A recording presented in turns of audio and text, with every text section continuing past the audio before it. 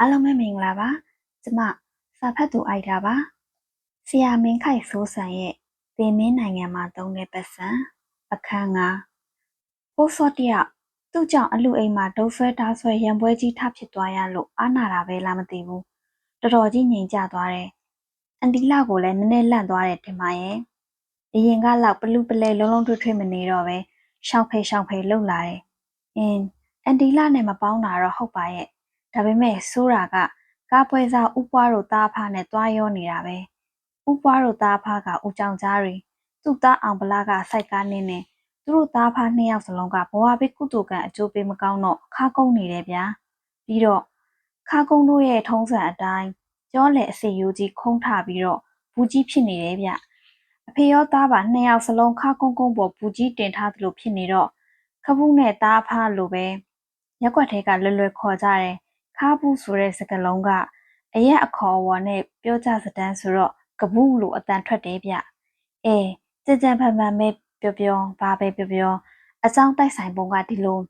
တနင်္ဂနွေနေ့လယ်ပိုင်းဆိုရင်မြမရုပ်မြင်တန်ကြားကကနုံရင်ရုပ်ရှင်ကားဟောင်းတွေပြန်ထုတ်လွှင့်ပြသနေကြမဟုတ်လားဒီရက်ွက်လေးအတွက်ကြတော့လေအဲ့ဒီအစီအစဉ်လောက်ကိုပဲဖျော်ဖြေရေးအတွက်အားကိုပြီးကြည်နေရတာကိုအဲ့ဒီရုပ်မြင်တန်ကြားအစီအစဉ်မှာမကြလဲပြလေးရှိပြီးလူကြိုက်များတဲ့ရုပ်ရှင်ကားကအကယ်ဒမီစိန်မြင့်နဲ့ကလေးသရုပ်ဆောင်အောင်ထွန်းလေးတို့ပါတဲ့ဟိုစကားဗျာပါတဲ့စကားနာမည်ကအဖေတစ်ခုသားတစ်ခုဟုတ်တယ်အဲ့ဒီစကားနာမည်ကိုတရက်ကွက်လုံးကလူတွေကနှုတ်ကြိုးနေကြလို့ပဲလားမသိဘူးကပုကိုစီနဲ့ဥပွားတို့အောင်ဗလာတို့သားဖားကိုခက်လွယ်ပဲကင်ပွန်းတက်လိုက်ကြတယ်အဖေကပုသားကပုတဲ့သားကပုဖြစ်တဲ့အောင်ဗလာကလည်းစိုက်ကားတာနဲ့စားနေတာဂိတ်မှာစိုက်ကားကိုမှန်ထိုးထားတာမဟုတ်ဘူးထိုးထားပြန်တော့လေပါစင်ဂျာရတာတောင်စိတ်လိုလဲရမရှိရင်လိုက်ချင်မှလိုက်တာ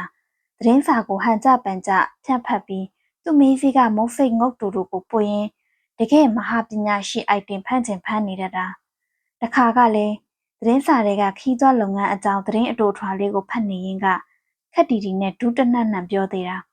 ကျွန်တော်တိတိကျကျလေ့လာကြည့်လိုက်တော့ကျွန်တော်တို့နိုင်ငံကိုလာလေကြတဲ့ foreigner တွေထဲမှာအများစုကနိုင်ငံသားတွေပဲဗျကဲကြည့်အောင်ဗလာရဲ့ရွှေညံတော်ကအတုလန်အတုမရှိစဉ်းစားကြည့်ကြပါတော့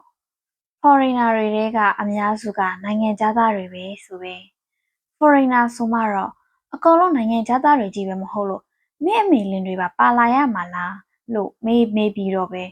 နေရင်ကိုဘဲပြညာပြန်ရိုက်ဖို့ကောင်းနေတော့တာအဲ့ဒါကိုကိုစင့်သူကခက်တီတီနဲ့အံ့ဩချင်အောင်ဆောင်ပြီးဟေးဟုတ်ရဲ့လားမောင်အောင်ဗလာရဲ့လို့ပင့်ပြီးတော့သင်ကဟာဗျာကျုပ်ဆိုတဲ့ကောင်ကမပိုင်မဲနဲ့ပြောပါမလားဗျဒီအချက်ကကျုပ်ကိုယ်တိုင်နှစ်ရှည်လာများတေးသေးချာချာလေ့လာထားတာလို့ရုပ်တီကြီးနဲ့မိမ့်ကြီးလုပ်ပြီးပြောပါလေရောဘယ်နဲ့ရှိစသားကပူးကရင်အဲ့ဒီလိုလားဆိုတော့မဟုတ်သေးဘူးအဖေကပူးလုပ်တဲ့ဥပွားကလည်းအုတ်တစ်ချက်သေးတစ်ဖွင့်နေရကသူ့တက်ဆန်းတလောက်တနိုင်တစ်ပိုင်းဝင်ပြီးကြောင်ပြသေးတာသူကြတော့အသက်ကြီးပြီဆိုတော့ကလူရဝင်ခြင်းနဲ့ယောဂါကအစ်စ်ပူပါလာသေးတယ်တခါကရက်ကွက်ဓမားရောအသက်ပြင်ဆောက်ဖို့အစည်းအဝေးလုပ်ကြရောရက်ကွက်သူရက်ကွက်သားတွေကတော့လက်လုံလက်စားတွေဥစ္စာဘေးကလာများဆဆတတ်နိုင်ပါတယ်တော့ဒါပေမဲ့အဲ့ဒီခေတ်ကပါတီကောင်စီနဲ့ပတ်သက်ကြောင်းကျွန်တော်တို့မသိနိုင်တဲ့ကြိုးကြောင်းဆက်နွယ်မှုတွေနဲ့ကမကထလို့မတီမဲ့အလှရှင်တွေပေါ်လာတယ်တကယ်ဒိဋ္ဌိကျဲတထဲတွေပေါ့ဗျာသူကဘလောက်ထက်မင်းငါကဘလောက်ထက်မင်းနဲ့ဝင်အော်နေလိုက်ကြတာများကလေးတွေတင်ချအလီရွတ်တာကြနေတာပဲကျွန်တော်တို့လိုတမဝါယမဆိုင်မှာငစိမ့်ဆန်းကိုတန်းစီတိုးစားနေရတဲ့ရက်ကွက်သူရက်ကွက်သားတွေအဖို့တော့ဗျာသူတို့အလူကိုတာတို့ခေါ်ဖို့မေ့ပြီးဗစအဟောင်းသားငေးကြည့်နေရတယ်ကိုနဲ့မဆိုင်သလိုကြီးဟာကိုအစီဝေးပြီးလို့လက်ဖက်တုံးနဲ့ရေနွေးချောင်းဝိုင်းဖွဲ့ပြီးအလာပါတလာပါပြောကြဆိုတော့လေအဲ့ဒီတထေးတွေရဲ့စကားဝိုင်းကသင်္ကန်းကနေဆင့်တယ်လို့ကိုမရှိဘူးကပုဥဘွားကအဲ့ဒီလိုစကားဝိုင်းတဲကိုမှဝင်တိုးတာဟိုတထဲတွေကပြောကြဆိုကြရင်ပြီးလက်မြေစည်းနှုံးတွေကျွန်းကျင်ကရိုသစ်စေးတွေအကြောင်းရောက်သွားပါလေရောအဲ့ဒီမှာတဲ့ကပုဥဘွားကပြုံးဆိုဝင်ပြီးကျွန်းတက်ရရင်နည်းနည်းလောက်လိုချင်တယ်ဗျာသူစကားကြောင့်ဟိုတထဲတွေမျက်လုံးပြူးသွားကြတယ်တယောက်မျက်နာကိုတယောက်မတိမတာလို့လဲအကက်ခက်ကြတယ်ဗျအဲ့ဒီတော့ကကျွန်းတက်ကအစိုးရကကြက်မှတ်ထားတဲ့တားမြစ်ကုန်ပစ္စည်းလေးဗျာနောက်ဆုံးအကြံဖဲအဆက်အသွယ်ကောင်းပုံရတဲ့ တထေးတယောက်ကအချီကြီးအပွားကျန်အလောက်ဖြစ်လို့ဖြစ်ညာအရေးစွန့်ပြီးမေးလိုက်တယ်ဒီကနောင်ကြီးဟိုကျွတ်သိရရင်ဘယ်နဲ့တလောက်လိုချင်တာလဲဟင်ဟုတ်တာပေါ့သူတို့လိုတထေးတွေအဖို့တော့တစ်ပမာဏကိုတန်လောက်နဲ့ပဲတွက်ချက်ပြောဆိုမှာပေါ့ဗျာအဲ့ဒီလိုမေးလိုက်တော့မှဥပွားကဖင်ကုတ်တလူလူကောင်းကုတ်တလူလူနဲ့ညညဆဆမဟုတ်ပါဗျာသွားကြထိုးဖို့အစားတစ်စားနှစ်စားလောက်ရရင်တော့ပါပြီ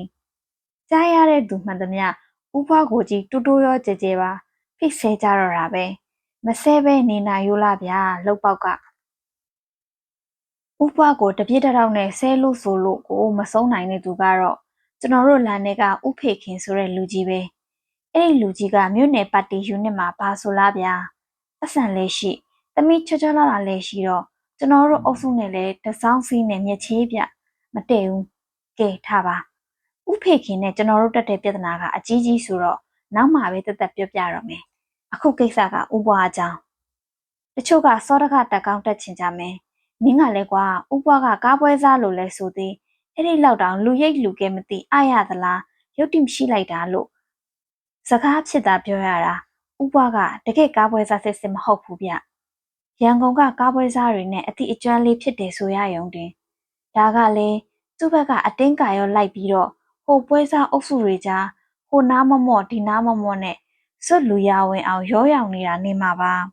ပြီးရင်အဲ့ဒီကားပွဲစားတွေပြောလိပြောထားရှိတဲ့အထာစကားတွေ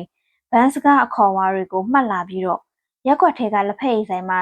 လူထူထူရှိပြီဆိုရင်အာပေါင်အာရင်တန်တန်နဲ့မှုတ်တော်တာပဲပါပလီကာကိုဖင်ထောင်းတဲ့အလဲထက်လုံးရင်အောက်ကားကဘယ်လောက်လိုက်မလဲလို့စားမြင်ဆွဲတူထူကတန်နဲ့တလက်ကင်မဲတို့အဲ့ဒီကားကဘော်ဒီဆေးသားကိုခောက်ကြည့်လိုက်တော့ပတိတန်ပါနေတယ်တို့ဥပွားပါဆက်ကအမြုပ်တစီစီဝေအောင်ထွက်နေကြအဲ့ဒီလေးလုံးထွားကြီးတွေကအကြောင်းမသိရင်ဖြင့်သူ့ကိုတကယ်ဝိုင်းရင်ကားပွဲစားကြီးလို့ထင်ကျင်စရာပေါ့ဗျာအဲ့ဒီလေစီးလေသားတကြောမှာမအူမလဲနဲ့လိုက်မျောရင်း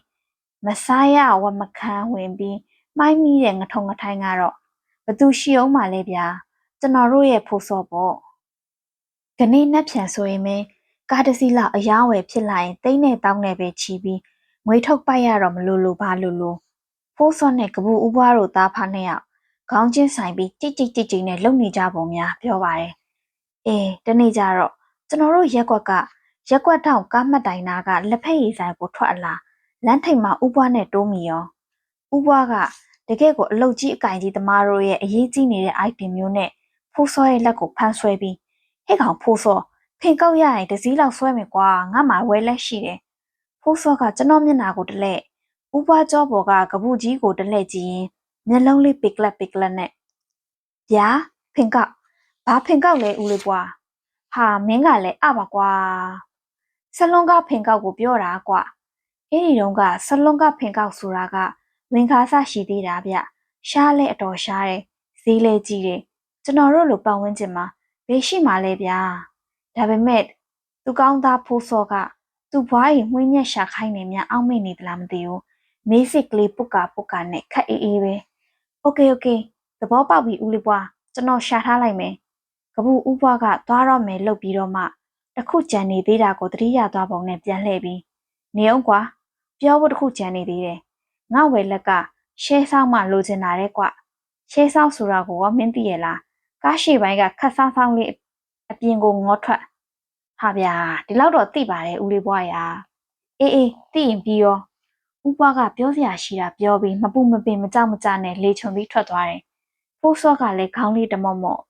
ဘေးကကြားနေရတဲ့ကျွန်တော်ကိုစင့်သူနဲ့ပကြီးစရာတို့၃ယောက်သားကတော့မျက်လုံးပြူးနေတယ်။ဘင်းနေဗျာရှဲဆောင်ဆိုတာကအစာပိုင်းတော့ကသူပြောတဲ့ဆလုံးဖင်ကောက်နဲ့ဘာမှမဆိုင်ဘူးတက်စီကြည့်ရတာကပူဦးပွားကိုအမြင်ကပ်နေတဲ့တယောက်ကပညာပေးကျင်တာနဲ့ကဘာပေါ်မှာမရှိတဲ့ကားအမျိုးအစားကိုတမင်ညှစ်ပြီးရှာခိုင်းလိုက်တာနဲ့တူပါတယ်ဗျာ။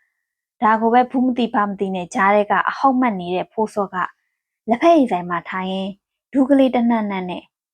တကယ်တော့ပတ်စံဆိုတာကိုကလိုက်ရှာရတာမျိုးမဟုတ်ပါဘူး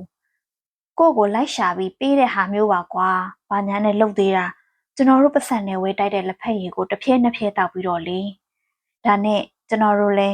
ခွေးမသားမှတ်လောက်သားလောက်ရှိလောက်ရှိပါစေအောင်လို့စိတ်ထဲကကြုံသွားပြီးဘာမှမပြောပဲပြစ်ထားလိုက်တယ်အဲ မကြပါဘူးနောက်တစ်ပတ်လောက်မှလည်းပြဿနာတက်တော့တာပါပဲပြဿနာတက်တာကလည်းအဲ့ဒီကျွန်တော်တို့ထိုင်နေကြကားကိန်းနာကအောင်တပြေလက်ဖက်ရည်ဆိုင်လေးမှာပဲကျွန်တော်တို့ကလည်းအားအားရရရှိရင်အဲ့ဒီလက်ဖက်ရည်ဆိုင်မှာပဲဖင်ကြောက်ချပြီးထိုင်နေကြအဲ့ဒီနေ့ကလည်းရေနွေးချတိုးပြီးတိုးမှတောင်းရင်ကျွန်တော်နဲ့ပကြီးစရာကဖိုးစောကိုအုံနောက်စားအောင်ဝိုင်းကျက်နေကြတယ်ဟဲ့ကောင်ဖိုးစောမင်းမျက်နှာကဝက်ချန်နေရလဲပျောက်တယ်လို့ကိုမရှိပါလားစေးမလိမ့်ဘူးလားဖိုးစောကခေါင်းကုပ်ရင်လိမ့်တာမှစုံနေတာပဲဗျတတ်မှမတတ်တာလားဝစ်နာကန်နာများလာတော့မသိဘူးပြောမယ်ဆိုလဲပြောစရာပဲဗျဒီကောက်မျက်နှာပေါ်ကဝက်ချန်တွေကတဝက်တစ်ပြက်တူးလက်ဆအာလူဆိုင်ခင်ကြနေတာပဲဒါနဲ့ပကြီးစရာကမျက်နှာကိုခက်တီတီထားပြီးအဲ့ဒါဆိုမင်းဟိုကွာအော်စင်းဘူးဆိုတာဝယ်လိမ့်ကြည့်ပါလားကျွန်တော်ကမရေမိအောင်နှာခမ်းကိုဖိကြိုက်ထားလိုက်ရတယ်ဒါပေမဲ့ဖိုးစောရဲ့တုံးအားချက်ကအော်စင်းဘူးဆိုတာစကလိန်နဲ့ပြောမှမရိပ်မိဘူးသူကပြန်ပြီးတော့မေးလိုက်သေးတယ်အော်စင်းဘူးဆိုတာဘူးကြီးလားဘူးသေးလားဗျဘယ်မှာဝယ်ရမှာလဲပကြီးစရာကရေကျင်နေတဲ့ပါဇက်ကိုလက်ခုံနဲ့တုတ်တလူလိုဘာလိုလိုနဲ့ခတ်ကွက်ကွယ်လုံရင်းအော်စင်းဘူးကတော့ဘူးသေးကောဘူးကြီးကောစိုက်ဆောင်ဝယ်လို့ရပါတယ်ကွာဝီတုတ်ထားယုံစာတင်တိုက်နာကဆေးဆိုင်မှာမေးကြည့်ပါလားအေးဗျာနောက်နေ့ကျမှသွားထုံစမ်းကြည့်လိုက်အောင်မယ်ဘေးဝိုင်းကနဆွန်နှဖျားကြားလိုက်ရတဲ့သူတွေကလည်းဖိုးစောမသိအောင်တိတ်တိတ်ကြိတ်ပြီးတခွိခွိရေးကြတယ်အဲ့ဒီ1986-88ခုနှစ်လောက်ကလူငယ်ဘဝရဲ့ပျော်ရွှင်စရာဆိုတာအဲ့ဒီလောက်ပဲရှိတာဗျလက်ဖက်ရည်ဆိုင်ထိုင်မယ်တယောက်ကိုတယောက်နောက်မယ်ပြောင်းမယ်ဆိုင်ကဖွင့်တဲ့တခြင်းနားထောင်ရင်လက်တလော့ဖတ်ဖြစ်နေတဲ့စာအုပ်အကြောင်းပြောသတင်းစာကိုနောက်ဆုံးမျက်နှာကနေစာပြီးပြောင်းပြန်လည်ဖတ်ရှေ့ဆုံးစာမျက်နှာကလည်းဖတ်ချင်စရာမှမရှိတာပဲကိုပြီးရင်ကြော်ညာစာမျက်နှာမှာပါတဲ့အစိုးရအလုတ်ဌာနခေါ်စာလေးပါလေးကြည့်ဒီလောက်ပါပဲဗျာခုခေတ်လိုဘီယာဆိုင်တွေအရက်ဆိုင်တွေလည်းမပေါ်သေးဘူးဗီဒီယိုခွေတွေဂိမ်းဆိုင်အင်တာနက်ဆိုင်တွေရဲ့စကတ်တူတူကောင်မလေးတွေလည်းမပေါ်သေးဘူးဗျအဲ့တော့လက်ဖက်ရည်ဆိုင်ထိုင်ငင်းခုံဆွေးနွေးနောက်ပြောင်ဒါနဲ့ပဲအချိန်ကုန်ရတာအခုလဲဖိုးစော့ကိုဝိုင်းပြီးနောက်ပြောင်နေကြတော့လက်ဖက်ရည်ဆိုင်ထဲကိုကပူဦးဘွားကကုန်းကုန်းနဲ့ဝင်လာပါလေရောအဲ့ဒီမှာရင်ဖိုးစော့ကအားရဝမ်းသာနဲ့ဟာဦးလေးဘွားအတော်ပဲဦးဘွားကလည်းပင့်ကူကြီးတကောင်လိုကုန်းကွက်ကခြေကားကားလက်ကားကားနဲ့ဘာလဲဖိုးစောဟိုကိစ္စလားသူတို့နှစ်ယောက်စလုံးမစားရဝမခန့်စိတ်ကူးအရင်လွန်ထွက်ပြီးမိုးမမြင်လေမမြင်ဖြစ်နေကြတာဗျဘလောက်တောင်မမြင်ကြတယ်လဲဆိုတော့သူတို့နောက်ကနေပတ်ပြီးလက်ဖက်ရည်ဆိုင်ထဲကိုဒန်ချိုက်ပိန်ပိန်လေးတစ်လုံးဆွဲလို့ငိုင်းဆိုင်နဲ့ဝင်လာတဲ့မလှထေကိုလည်းမမြင်မိကြဘူးကြည့်ရတာမလှထေကသူ့ယောက်ျားတိတ်ပံစိန်လာတောက်ဖို့လက်ဖက်ရည်ပါဆဲလာဝယ်တာနဲ့တူပါတယ်ဒီနေရာမှာမဖြစ်ချင်ပါဘူးဆိုမှတိုက်ဆိုင်လွဲချော်တတ်တဲ့အာသာဘလော့ရဲ့ဥပဒေကိုအပြစ်တင်ရမလားကာယကရှင်မလှထေကိုယ်တိုင်ရဲ့ခေါ်လွန်းတဲ့သွားနဲ့ကောက်လွန်းတဲ့ခင်ကိုပဲအပြစ်တင်ရတော့မလားမပြောတတ်ပါဘူးဗျာမလှထေတယောက်ဖိုးစောနောက်ကနေဖျက်လျှောက်တဲ့အချိန်မှာပဲဖိုးစောကအတန်ပြေးကြီးနဲ့ဦးလေးပွားရှာခိုင်းထားတဲ့ရှေးဆောင်ကိုကျွန်တော်တွေ့ထားပြီဗျာဟာဟာဒီစကားကသူ့ကိုများဆောင်းပြောတာလားဆိုပြီးမလှထေကဖိုးစောကိုဒေါသတကြီးနဲ့ဒိုင်းခနဲ့မျက်စောင်းထိုးပစ်လိုက်တယ်ဟုတ်တယ်ထင်မယ်ဆိုလဲထင်ကျင်စရာလေရက်ကွက်သုံးဘန်းစကားရတော့ရှေးဆောင်ဆိုတာသွားခေါ်တာကိုခေါ်တာမဟုတ်လားဗစက်ထဲကနေအပြင်ကိုတစောင်းကြီးငေါထွက်နေတဲ့တဖုံးမမောက်ကြီးတွေကမော်တော်ကားထိပ်ဦးကောင်းနဲ့တူလို့လေဒါကြောင့်မလှထေကသူ့သွားခေါ်တဲ့အကြောင်းဖိုးစောနဲ့ဥပွားတို့အထာစကားနဲ့ဟားနေကြတယ်လို့ပဲထင်သွားပြီးတောက်ရှင်တဲကအတန်တိတ်ကျိတ်ပြီးတောက်ခောက်လိုက်တယ်မလှထေရဲ့မျက်လုံးတွေပြူးထွက်လာပုံကဒေါသကိုမနှဲကြီးဖိချမြို့သိမ့်နေရတဲ့ပုံပဲအဲ့ဒီမှာမှကပူဥဘွားကရဲဟဲဟဲဆိုတဲ့ရေတံဆိုးကြီးနဲ့ရှဲဆောက်ရုံတက်ပဲလားကွာဖိုးစောရဲ့ဟဲဟဲရှဲဆောက်ရုံနေမကဘူးဖေမကောက်သေးတယ်ဦးလေးရေဟဲဟဲဂိုင်းဒါကတော့ပြောင်ကြကိုစော်ကားလွန်နေပြီပြီးတော့စော်ကားရုံတင်မကနှဆိုးထိုးတန်ကြီးတပြည့်ပြည့်တဟဲဟဲနဲ့ရီးထေလှောင်ပြောင်နေမှာတော့မလှထေဘဲနဲ့လှုပ်ပြီးတိခတ်နိုင်တော့မှလေငမိုက်သားဖိုးစောကပါဇက်ကိုဗရိတ်မအုပ်သေးပဲကဲဘဲနဲ့လဲဦးလေးဘွားရှဲဆောင်ဖင်ကောက်ကိုတော့ကျွန်တော်တွေ့ထားပြီဦးလေးဆွဲမလားစကားတော့မဆုံးလိုက်ဘူးကဲဆွဲကျင်အောင်ဟဲသေချင်းစိုးတွေဖြန်းပုတ်ကွမ်းအမလေးဗျမလှထေကဖိုးစောကို လိုက်တာများဗျာလက်တောင်မလဲဘူးဒါနဲ့တင်အားမရလို့သူကန်လာတဲ့ဒန်ချိုက်အပိန်လေးနဲ့လဲဖိုးစောကောင်းကိုတတောင်းတောင်းမြည်အောင်ခောက်သေးတဗျတောင်းတောင်းဝမ်ဒုတ်အောင်မလေးဗျလောက်ကြပါအောင်ဗျမြန်မာစာဆရာကိုစင့်သူရဲ့စကားနဲ့ပြောရရင်လောကနေဒီထဲမှာပါတဲ့ရန်သူကိုချိန်မုံတဲ့နေရာမှာတိုက်ချက်ကဲ့သို့ရဲရင်ရမည်ဆိုတာဒါမျိုးနဲ့တူပါရဲ့ဗျာမက်လာထေးရဲ့ခွတ်ချက်တွေကလန်ထွက်နေတာပဲကိုစင့်သူကမြန်မာစာဆရာပြီးကျွန်တော်တို့အိန္ဒိယမှာမြန်မာပညာရှိကြီးတွေရဲ့အဆိုအမိန့်တွေနီတိတွေလင်္ကာတွေရေးရေးပြီးကတ်ထားလေးရှိတယ်ဗျအဲ့ဒီဟာတွေထဲမှာစိန်တကြော်သူဦးဩရဲ့ဩဝါဒထူးပြုဆုံးမစာတွေကတရားမရမြတ်ဒေါသဆိုတဲ့လင်္ကာ၈ပိုက်ရှိတယ်လက်နက်စင်မြင်ဘိုသင်းပင်ကြောင့်မင်းတို့အမျက်ဟူဟူထွက်၏အောက်ထပ်ကျွန်းကြီးရွှေငွေကြီးကြောင့်တထေးအမျက်ဟူဟူထွက်၏မခတ်ခဲလွန်အမှုပွန်၍ကျေးကျွန်အမျက်ဟူဟူထွက်၏လိုက်ဖက်စေဝါမန္တရာကြောင့်တမားအမျက်ဟူဟူထွက်၏